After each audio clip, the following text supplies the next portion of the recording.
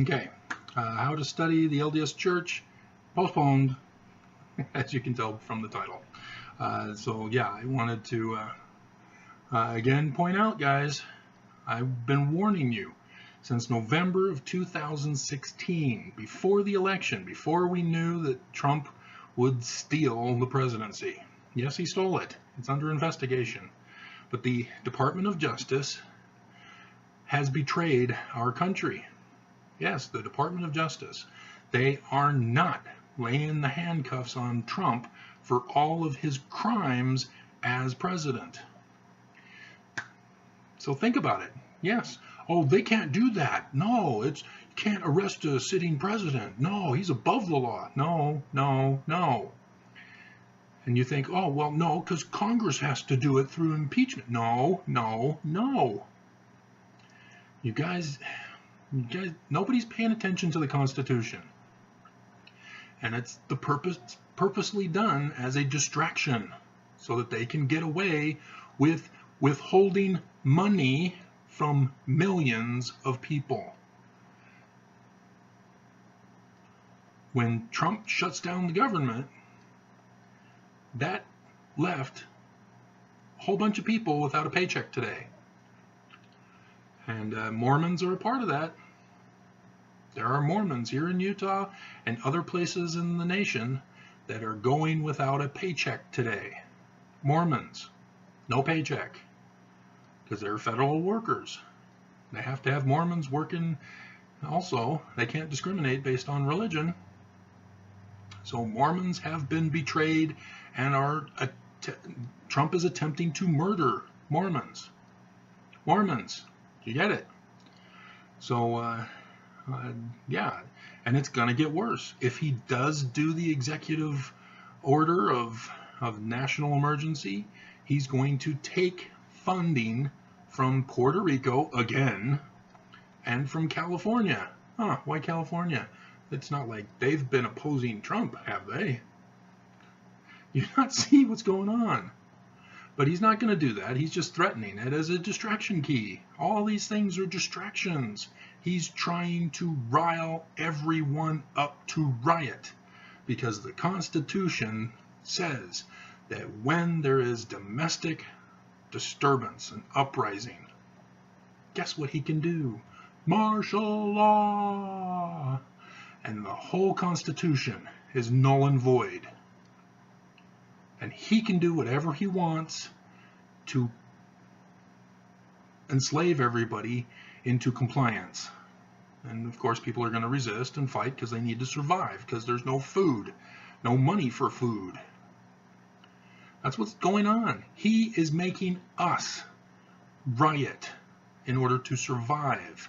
And when we do it, caused by him, he then will solve the problem with martial law. So every law enforcement officer, from military, National Guard, any police forcing unit, ICE unit, Homeland Security unit, they need to rebel against Trump. Because if Trump has no army to follow him, when he gives an order, he's powerless. Nobody can do anything. That's why I'm saying the Department of Justice is guilty of conspiratorial treason against the United States because they are not keeping Trump in check. Congress can't do it, especially now that it's a split House and Senate. But it wasn't going to happen under a full Republican Congress. And so, yeah, it still isn't going to happen. And so, what is our government? It's a check and balance system of 3 branches. Congress has failed. The executive is to blame. So we have the judicial. And the judicial can't do it on their own. They can't just say, hey, we don't like what you're doing, Trump. Get into court. No, prosecutors have to bring up lawsuits against the president to take him to court.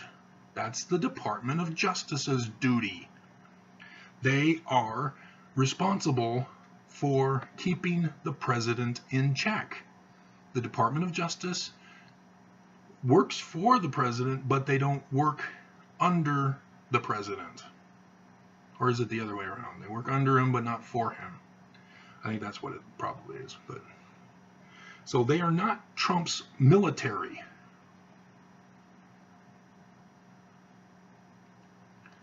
That's how it's supposed to be done, according to the Constitution. Don't let any of these news reporters or any of the government leaders fool you on this.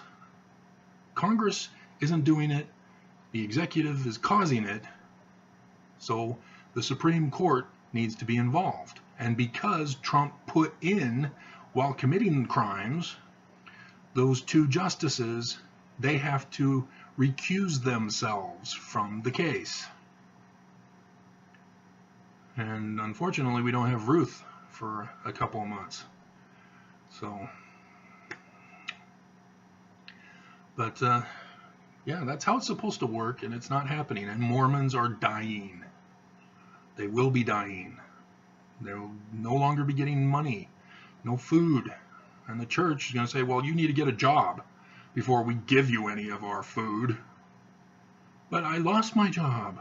Yeah, well, we can't trust the government to restore your job, so you need to get to work. That's how the church is. Certain bishops are like that. The church needs to come out with a press release saying, we are opening our food bins. You know, that's what they did in the Old Testament under Joseph. Remember? Pharaoh had the dream of 7 lean cows and 7 healthy cows. And so Joseph said, yeah, you're going to have 7 years of plenty, followed by 7 years of famine.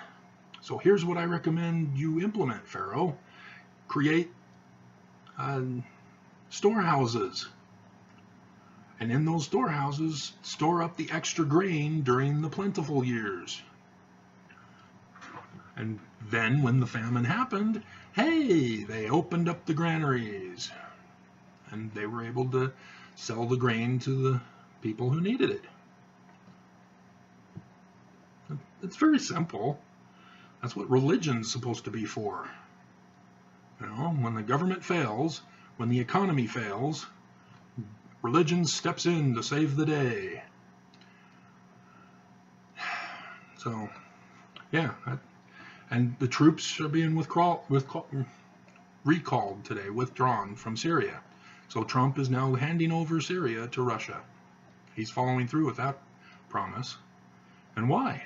Why does he want all the military in the United States? Why did he have them go to the border in the first place rather than on call, ready to defend the nation from outside interference? Why? Martial law. Martial law. So, okay. So Mormons, you voted for him. You know, you've been saying that those immigrant illegals deserve what they get. Well, guess what? It's on you now. Deuteronomy 19:19. That which you falsely accuse in others is the same punishment that you will receive. So God, in that karma sense or kismic sense or whatever religion you hold to, he's coming at you. So that's how it works. Mormons, Mormons, Mormons. So are you ex-Mormons and non-Mormons implementing it? Because the missionaries should be out knocking on doors today. Unless they don't do that anymore. Well, I hope to see videos soon. And so we'll try to get to the how to study LDS church history next. And I'll show you by polygamy. Was the church right when they said Joseph Smith started it? Or was it Brigham Young? Study of church history will reveal that. So it's coming up.